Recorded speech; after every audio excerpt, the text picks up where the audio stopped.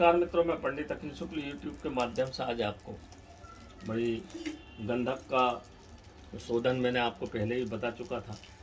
लगभग 21 औषधियों में इसको गाय के घी में ऐसे गर्म करना है। ये तांबे का पात्र है, तांबे का नहीं, ये कसकुट मतलब फूला जिसको बोलते हैं उसका पात्र है बना हुआ, उस मेटल का कांसा जिसको बोलते हैं, और ये लकड़ी के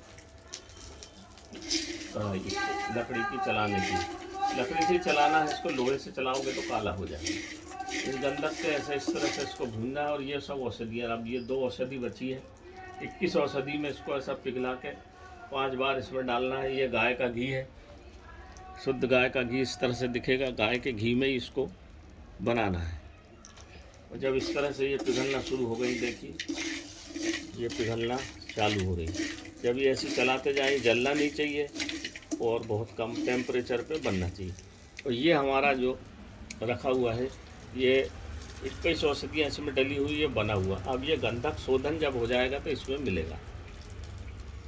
ये मित्रों इतनी बढ़िया चीज़ है। लकवा, साइटिका, नर्वस सिस्टम का रोग, किडनी, लीवर, सबके ऊपर ये अतिशय दिव्य चीज़ बन रही है। इस पर काम करता है। ज़रा सी मात्रा में देना है इसको, थोड़ी सी आधा चम्मच की मात्रा में इसको सुबह शाम खिलाने से जो बुढ़ापे के कारण बहुत सारे रोग पकड़ते हैं, ये रोग प्रतिरोधक क्षमता को भी बढ़ाता है। सर्दी, खांसी, निमोनिया और जो लंग्स के रोग हैं उनको भी ठीक करता है, और लंग्स में से जितना भी कफ है उसको निकाल देता है। वात रोग पे भी ये बहुत अच्छा काम करता है। गंधक मित्रों जो है समुद्र मंथन से निकली हुई चीज़ है, और जब समुद्र मंथन से ये निकली थी तो ऐसा बोलते हैं कि इसकी जो बात उड़ी थी उससे देवता लोग बेहोश हो गए थे। इसका मतलब यह है कि ये बड़ी तीव्र चीज़ थी।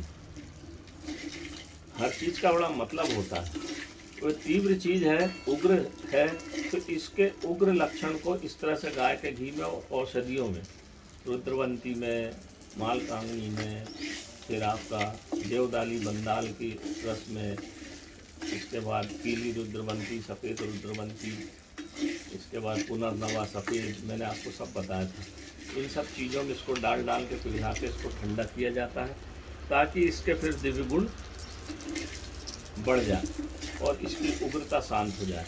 गंधक मित्रों इतनी बढ़िया चीज़ है, चाहे किसी भी प्रकार का कैंसर हो उस पर भी ये काम करती है। आप देखते हैं टीवी के ऊपर गंधक के ही कैप्सूल जो होते हैं, सल्फर औषधियाँ दी जाती है। वो सीधा केमिकल होता है, पर आयुर्वेद में मैं पूरे विश्वास से बोल सकता हूँ हर रोग का इलाज है,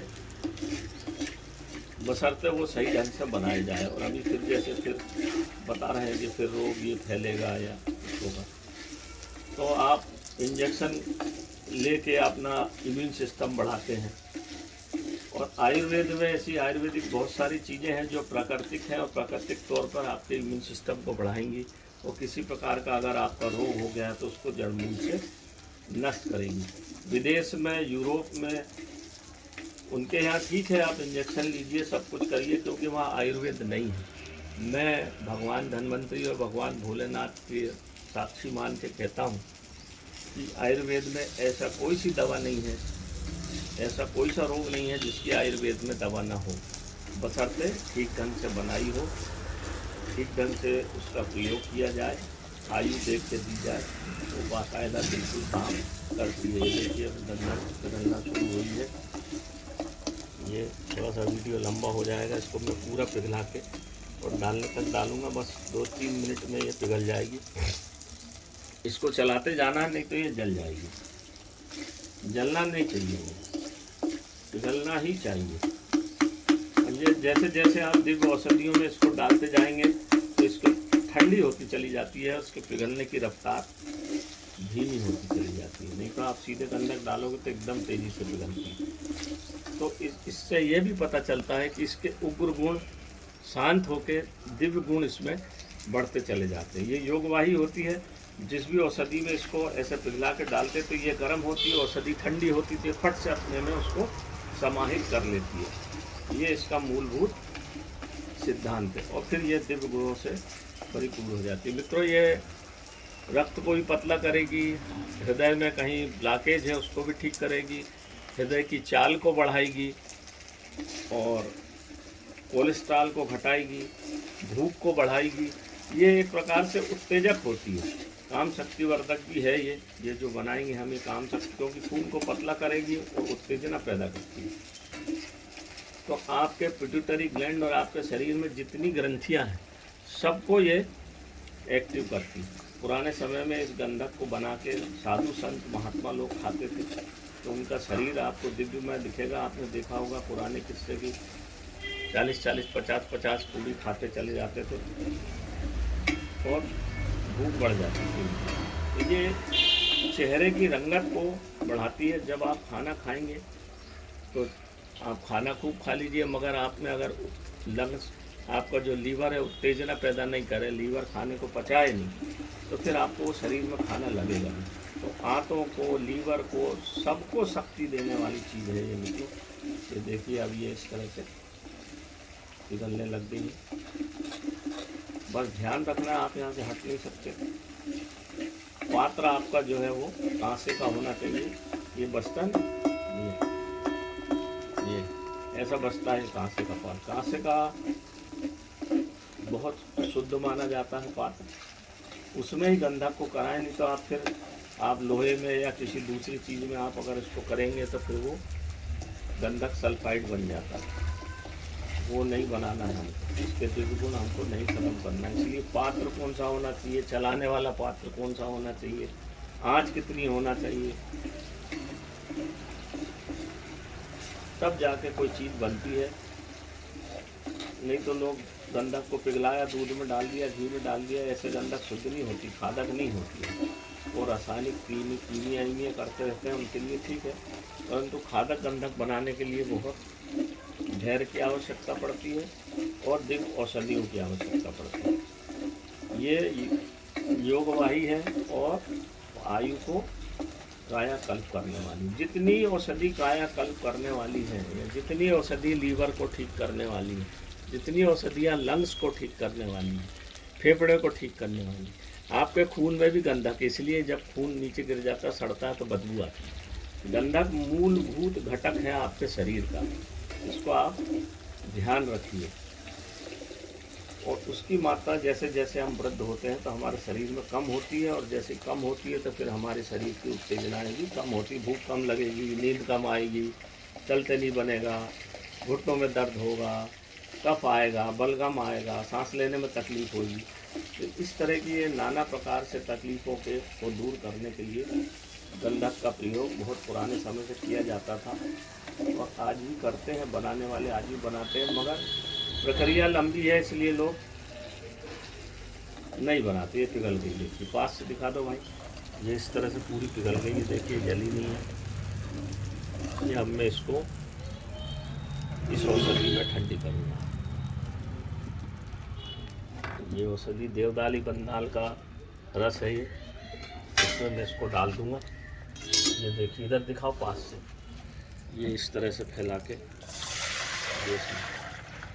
ये डाल दिया गया।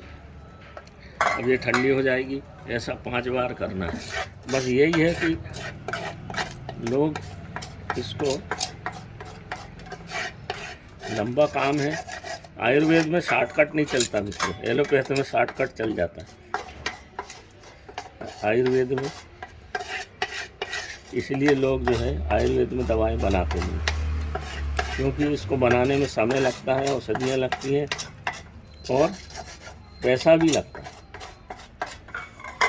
इसीलिए इसको लोग बनाते नहीं हैं, शॉर्टकट विधि से बनाते हैं, तो वो फिर आशातीत उनको लाभ होता नहीं।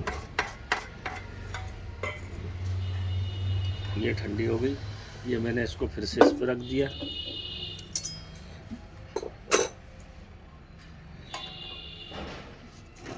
एक मिनट में पात्र उठा लिया।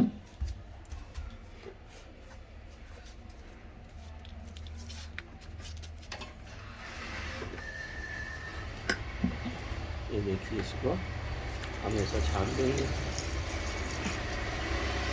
बहुत सारे लोगों ने बोला था कि पूरी प्रक्रिया बता दीजिए। भाप उड़ती है थोड़ी।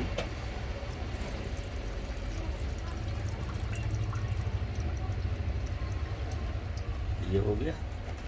अब आप इसको इस तरह से निकाल लीजिए, ये देखिए इस तरह से निकाल के इसको ये रखिए।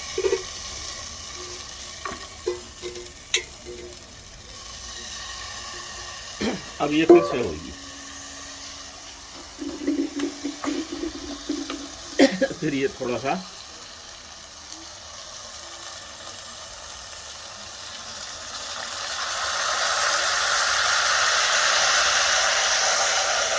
इसमें घी डालना पड़ता है ताकि ये जले नहीं।